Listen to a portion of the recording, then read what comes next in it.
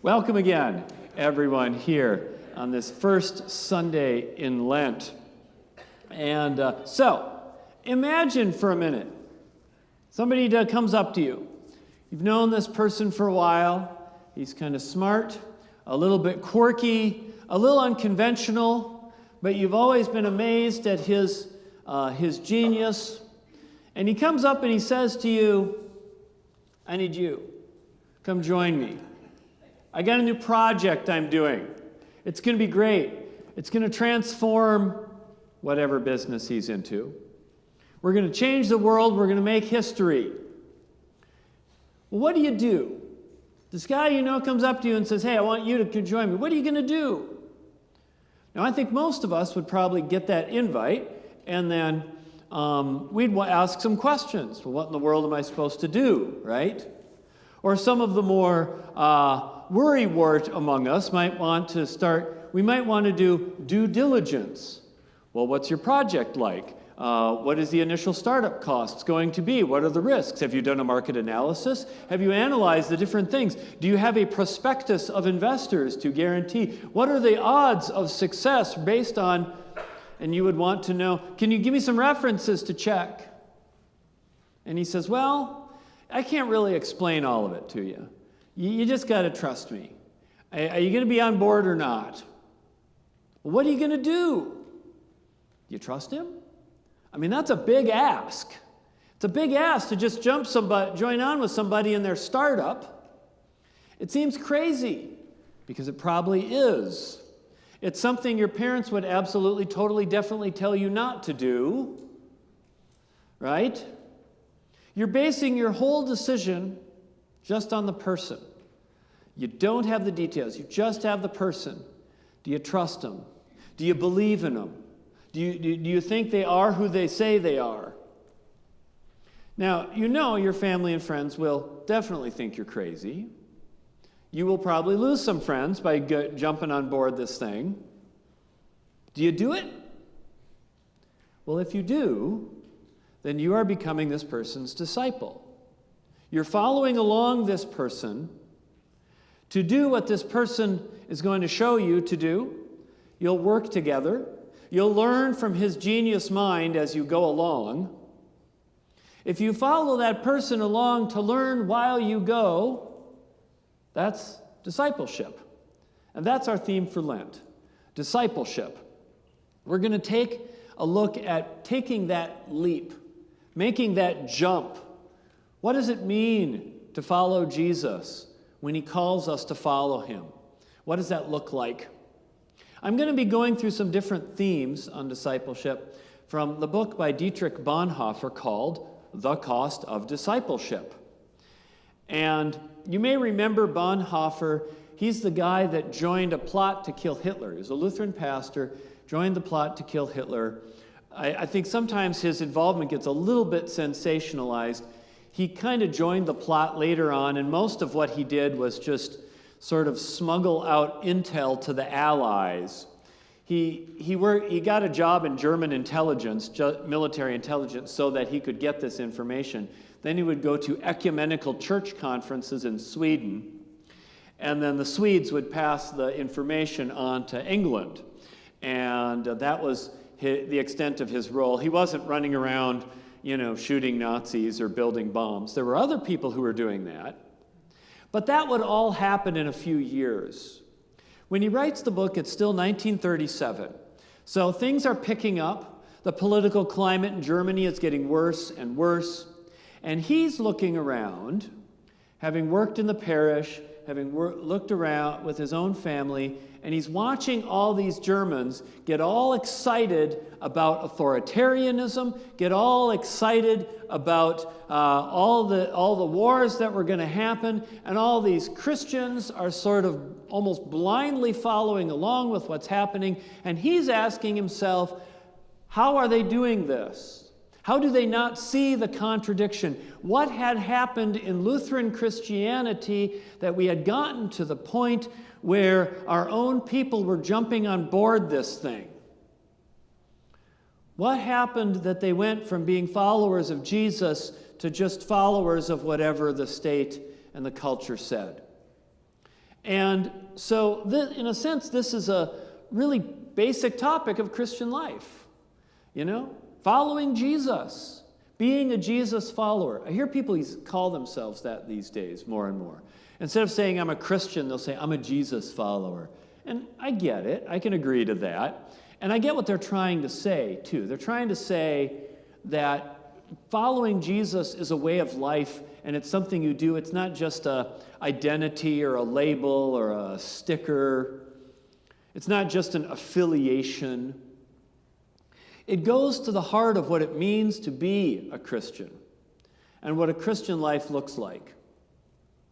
But before we can get to understanding what had happened in Germany then, you have to go back a little bit to understand how the people had gotten to a point where they didn't feel like Jesus had much to say against what was going on. So I'm going to give you a couple-minute philosophy lesson here. I promise I won't do this all the time, but sometimes you do have to step back and see what happened. And here's what happened. Starting in about 1600s, all these philosophers started writing their tomes, and they'd write their critics, and they had names like Voltaire and Hume. And they basically said, there are no miracles. All the miracles in the Bible didn't happen. Miracles don't happen. There's the laws of nature and the universe. They're set, they're fixed, they are the same forever and always. It never changes. That's it. If God even does exist, he doesn't mess with the universe.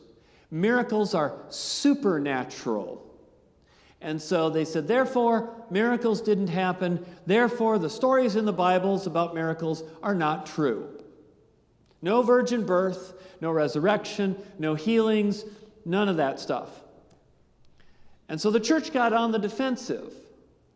And the response they gave was, well, we know that not everything happened exactly as it said, but, these religious texts, they have good points to their stories. They're stories with good points and good teachings. And so then the philosophers came back again, and they said, oh, okay, so you're admitting they're not true and they're just fairy tales. They're fairy tales. And the church got defensive, but kind of retreated again and said, yeah, we know they're kind of like fairy tales, but they have good morals in them. They teach good morals. Again, Thomas Jefferson was one of these people. That's why he literally took his Bible and cut out all the miracles. He would have had to take a couple Bibles, because I realized if you cut one page out the miracles, you'd be cutting out text on the other. I don't know, I'm the only one who cares about this. He had plenty of money to buy multiple copies to cut up. Anyways, but that's what he did. The Bible's good for teaching morals. But then the philosophers came back again, and they said, well, I can be good without God. I don't need God to convince me not to go raping and killing people. And look, I can be just as moral as all the religious people. I don't even need your fairy tales. And the church retreated again and said, well, regardless of the stories, you need God so you can go to heaven and not go to hell. And then the philosophers said, well, I don't really believe in heaven, and if God was good, he wouldn't make people go to hell anyways. So the existence of hell proves that God can't be both good and evil at the same time. Therefore, God doesn't exist. Checkmate. And they said, oh, I don't know what to say now. They kind of got stuck. And so every time, and this had happened particularly in Europe, the church had just sort of retreated. Every time one of those critiques came and they pushed, the church backed up and backed up and backed up until we had nothing but, we were nothing but the society to teach good morals through fairy tales to prevent hell. Now, there was a fundamentalist response, which was, no, you're wrong. It literally did happen, and you are totally going to hell, Voltaire. It didn't scare him, but that was one response. We're just going to double down, ignore the critique. Instead, what they should have done is not fallen into the trap of arguing with them on their own terms.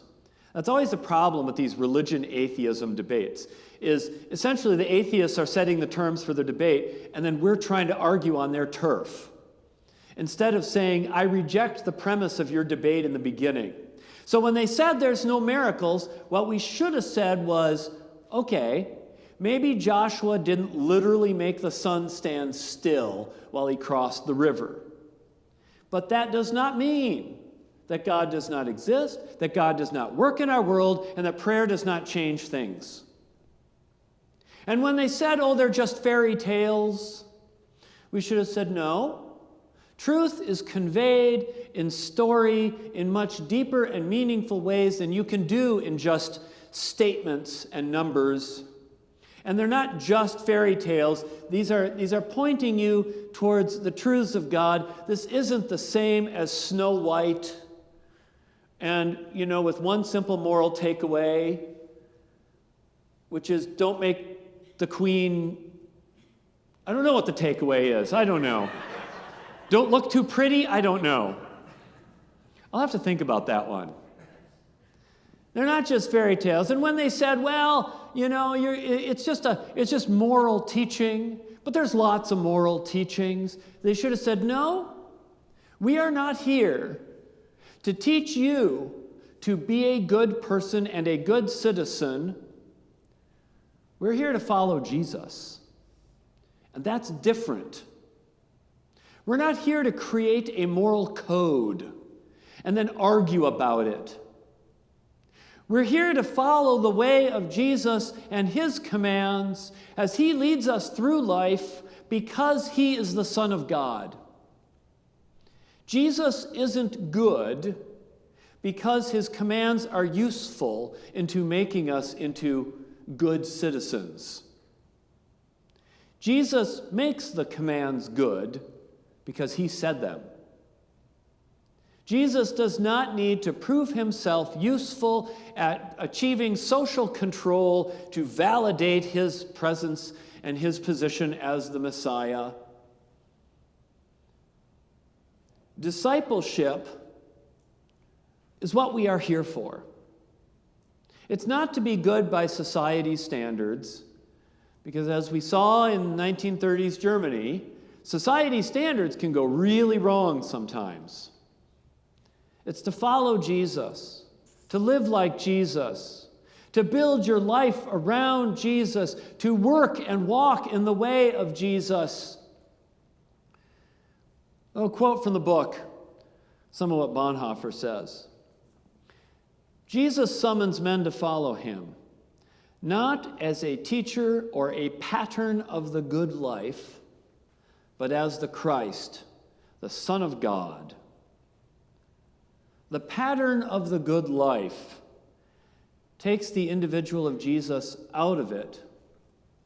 It takes the relationship with Jesus out of it, and it becomes just a set of actions to copy.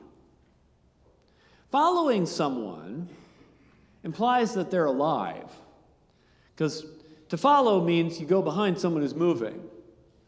If they're dead, they ain't moving. So you can't follow someone who's dead. You can follow the teachings of someone who's dead. But that's not the same thing as to follow Jesus. We believe Jesus is alive. We believe Jesus was resurrected and is alive and working and moving and speaking to us today. Jesus is not dead, and that is why we can follow him, not just a set of rules that he created. And our actions are not just guided by the words that we see on the page, but by the relationship of the person who Jesus Christ is for us today.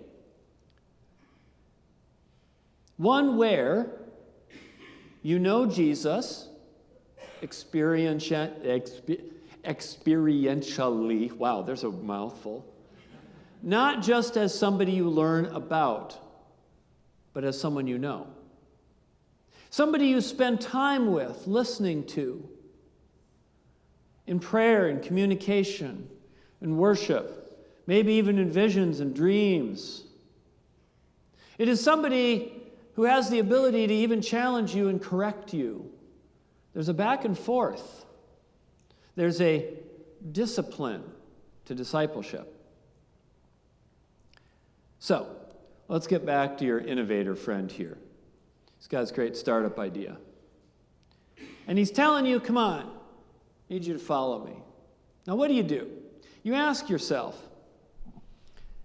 if you knew the conclusions of the project, how it would all work out before you even started, all the lessons learned, if you had that ability to, pull out your crystal ball and see how everything would turn out and every lesson, and you could just put all those lessons on paper, write the book, and you had that before you started, would you still follow?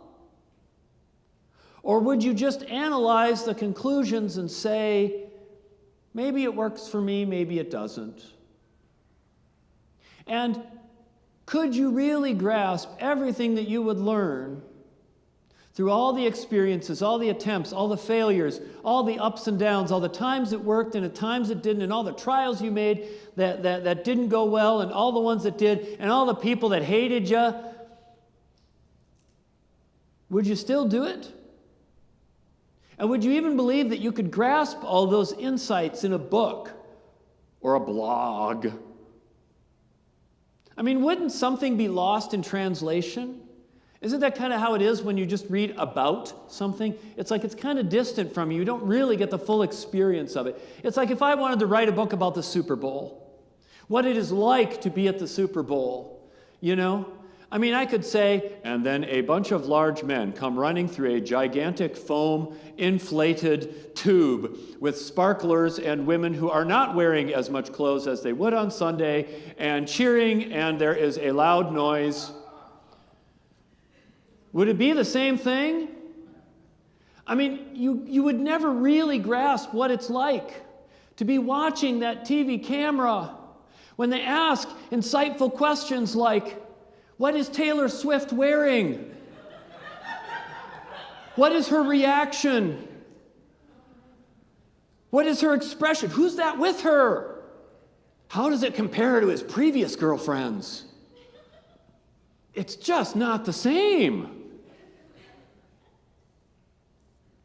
So, back to Bonhoeffer. Here's another quote from the book. Now, this one's a little bit longer, but I just can't summarize this well. This guy says it so well.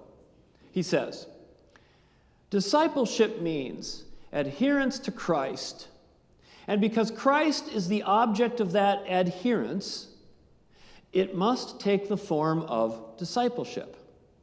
An abstract Christology, a doctrinal system, a general religious knowledge on the subject of grace or on the forgiveness of sins render discipleship superfluous.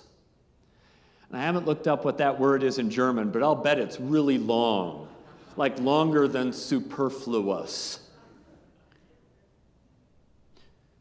And he even goes on later. He says, discipleship without Jesus Christ is a way of our own choosing. It may be the ideal way. It may even lead to martyrdom, but it is devoid of all promise. Jesus doesn't put his way up for your scrutiny and approval. He demands your obedience and your trust. He knows well that living the godly way in this world is both joyous and full of struggle. And all the things that you will gain through that journey can only be gained by walking it with him. It's why trying to argue people into faith is such a losing battle. Because essentially what you're doing is you're trying to just sort of extract Jesus' teachings from the person of Jesus and then trying to argue that that's what you should do. But the truth is, in many ways, Jesus' teachings make no sense without Jesus. You're trying to argue without the knowledge of who he is. It isn't the ethics of Jesus that shows he's the Messiah. It's because Jesus says them that makes it ethics. All right. Go back again to your startup. A few years have passed. You've tried this project. You built the thingamabob, a jigamabob that you were going to build. You created an app for it, because you're not hip these days if you don't have an app for it. And you worked and you tried all these things, you worked through it. Your knowledge has gained 1,000,000-fold because of all the things you went through. But at the end of the day, the other employees all scattered.